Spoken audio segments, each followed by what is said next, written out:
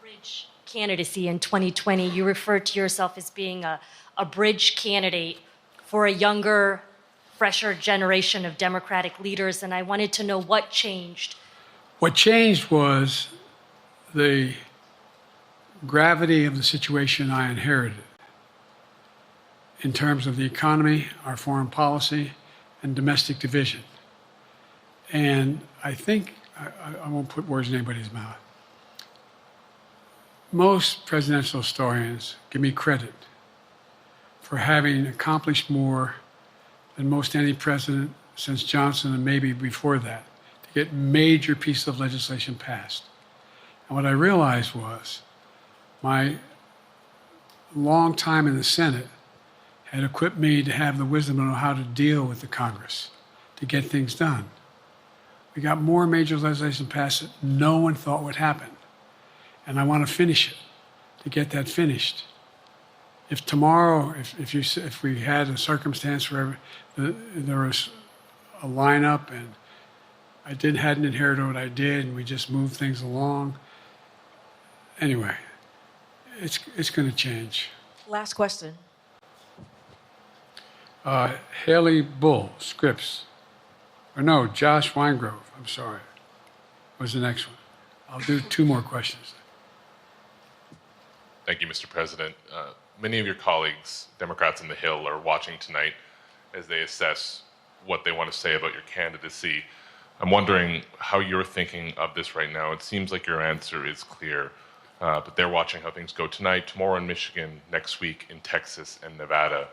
Are you thinking that way about how the next week or 2 goes would inform your Am I using that way, you said? Are you thinking that way about how the next 2 weeks go? Will that affect your decision, or are you fully determined on running in November as the party's nominee? I'm determined on running, but I think it's important that I allay fears by let them see me out there. Let me see them out. For the longest time it was, Biden's not prepared to sit with us unscripted. Biden's not prepared to, anyway. And so what I'm doing is, and I've been doing, I think we've done over 20 major events from Wisconsin to North Carolina, to demonstrate that I'm going out in the areas where we think we can win, where we can persuade people to move our way, or people are already there. And here, look, the other thing is, we have the most extensive campaign organization of anybody's had in a long, long time. We have well over 1,000 volunteers knocking on doors, making phone calls, making tens of thousands of phone calls. We have headquarters, I forget exactly how many, I don't want to cite a number and then find out I'm off, but we have scores of headquarters in all the toss-up states. We're organized, we're moving, and that's awful hard to replace in the near term. And here's the other thing. I was in the Senate a long time. Very proud of what I've done in the Senate. I was chairman of the Foreign Relations Committee for a long time, and I was chairman or ranking member and chairman of the Judiciary Committee. I'm going to be going down to the Johnson Library. Anyway, I'm going to be going around making the case of the things that I think we have to finish and how we can't afford to lose what we've done or backslide on civil rights, civil liberties, women's rights. There's that little button we have. Control guns, not girls. I mean, the idea we're sitting around, this is where Kamala's so good as well. We're sitting around. More children are killed by the bullet than any other cause of death. The United States of America. What the hell are we doing? What are we doing? We got a candidate saying, promise the NRA, don't worry, I'm not going to do anything. I'm not going to do anything. You got a Supreme Court that is what you might call the most conservative court in American history. This is ridiculous. There's so much we can do still, and I'm determined to get it done. It's about freedom. And by the way, I'll end this. Well, I'm not going to do that. Haley has to come up too. But I remember I made a speech on democracy in Philadelphia at Independence Hall. And I'm not being critical, just observing. The bulk of the press said, what the hell is he talking about that for? Democracy. You did. Democracy is not an issue. Democracy is not an issue. Except the polling data showed 60% of the people knew I was right, thought I was right. I'm not asking you a question. You don't have to answer, obviously. But do you think our democracy is under siege based on this court? Do you think democracy is under siege based on Project 2025? Do you think he means what he says when he says he's going to do away with the civil service, eliminate the Department of Education, make sure, we've never been here before. And that's the other reason why you say, hand off to another generation. I've got to finish this job. I've got to finish this job because there's so much at stake.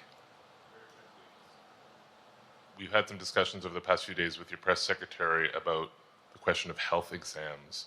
And you said you take a cognitive test every day in this job. Are you open to taking another physical or test before the election? Governor Whitmer of Michigan, for instance, said it wouldn't hurt to take a test. Well, look, two things.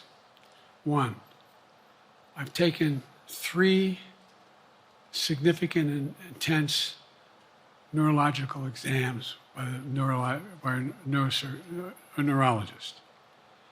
In each case, as recently as February. And they say I'm in good shape, okay?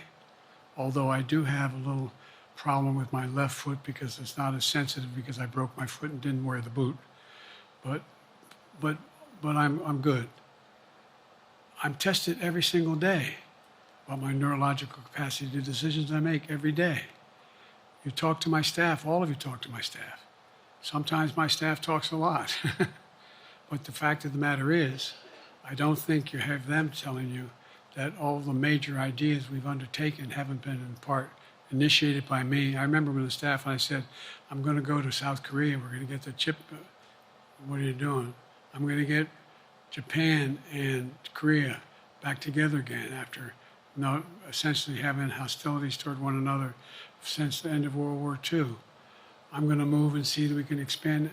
The only thing age does is help you with, creates a little bit of wisdom if you pay attention. And so the point I'm making is, I think it's important that if the neurologist tells me he thinks I need another exam, and by the way, I've laid every bit of the record out, hadn't hidden a thing. You ought to ask Trump for his, okay? I laid it all out. And every single day I'm surrounded by good docs. If they think there's a problem, I promise you, or even if they don't think it's a problem, they think I should have a neurological exam again, I'll do it. But no one's suggesting that to me now. And I'll ask you another question. No matter what I did, no one's going to be satisfied. Did you have 7 docs? Did you have 2? Who'd you have? Did you do this? How many times did you? So I am not opposed if my doctors tell me I should have another neurological exam, I'll do it. But that's where I am. Haley Bull, Scripps. Thank you, Mr. President.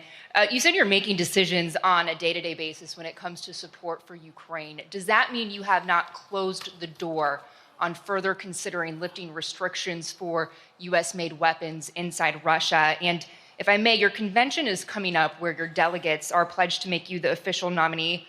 If they have second thoughts, are they free to vote their conscience? Obviously, they're free to do whatever they want, but I get overwhelming support. Overwhelming support. I won, I forget how many votes I won in the primary. Overwhelming. And so tomorrow, if all of a sudden I show up at the convention, everybody says, we want somebody else, that's the democratic process. It's not going to happen. Even if that means they vote for someone else? Sure. Look, I'll end this with this. I served in the Senate a long time. I understand the impetus of candidates running for local office and whether they think the topic they can help them or not. In my state of Delaware, which was a very, at least a purple, it was a red state when I started, in terms of where you now talk red and blue. I don't recall most of the Democratic presidents winning my state when I was a candidate. The truth of the matter is, I understand the self-interest of every candidate. If they think that, running with Biden at the top is going to hurt them, then they're going to run away. I get it.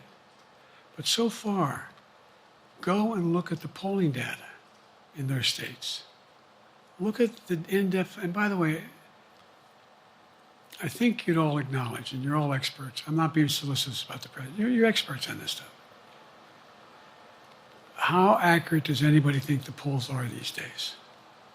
I can give you a series of polls where you have likely voters, me versus Trump, where I win all the time. When the unlikely voters vote, he wins sometimes. The bottom line is all the polling data right now, which I think is premature because the campaign really hasn't even started. I mean, it hadn't started in earnest yet. Most of the time, it doesn't start till after September, after Labor Day. So a lot can happen. But I think I'm the best I believe I'm the best qualified to govern. And I think I'm the best qualified to win. But there are other people who could beat Trump too. But it's awful start from scratch. And, we talk about, money raised. We're not doing bad. We got about $220 million in the bank. We're doing well. So with that, you want to follow up on any of that you just asked me? Yes. You earlier explained confidence in your vice president. Yes. If your team came back and showed you data that she would fare better against former President Donald Trump, would you reconsider your decision to stay in the race? No, unless they came back and said, there's no way you can win. Me. No one's saying that. No poll says that. Okay. Thanks. This ends tonight's press conference. Thanks, everybody.